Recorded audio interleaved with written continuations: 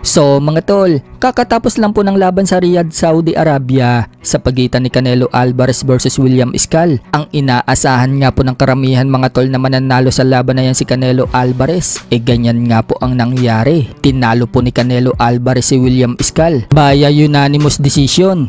Naging marathon nga po ang laban mga tol ni Canelo Alvarez at William Iscal. Panay takbo kasi itong si William Iscal mga tol. Hindi man lang nakikipagsabayan kay Canelo Alvarez. Pero sumapat na po yung score para talunin ni Canelo Alvarez itong si Iscal. Dahil sa panalo ni Canelo, muli po siyang naging undisputed super middleweight world champion. Naagaw po niya ang IBF belt ni Iscal na dating kanya. Umabante na po ngayon ang record ni Canelo Alvarez sa 63 wins, 2 losses and 2 draws. Habang nakalasap naman po ng kauna-unahang talo si William Iscal sa professional boxing career nito. Bumagsak na po ang record sa 23 wins and 1 loss. Samantala, sa naganap naman po na co-main event sa pagitan ni Jaime Munguia versus Bruno Soras, nakabawi na nga po si Munguia kay Soras. Kung noong una nilang laban mga tol, na-upset po si Munguia ni Soras kung saan knockout po ang sinapit ni Munguia sa round 6. Ngayong rematch mga tol, nakabawi na po itong si Munguia. Tinalo po niya si Soras via unanimous decision. Dahil sa panalo ni Munguia mga tol,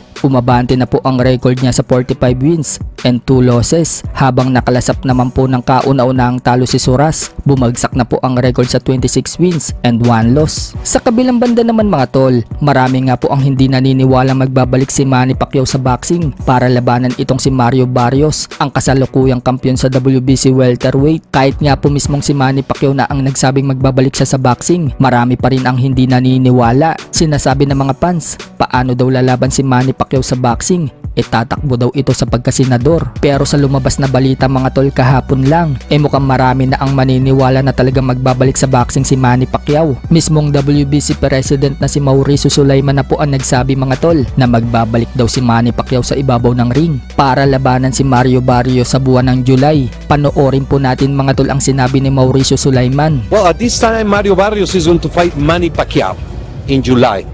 Manny Pacquiao first title was the flyweight WBC, and he wants to retire as WBC champion, so he's fighting in the welterweight division. So totoo pala talaga magbabalik si Manny Pacquiao mga tol sa itaas ng ring, at mukhang gusto pa gumawa ng history ni Manny Pacquiao sa boxing. So kung sa July magbabalik itong si Manny Pacquiao mga tol, pagkatapos ng election ngayong May, malamang agad-agad pong magbabalik training si Manny Pacquiao.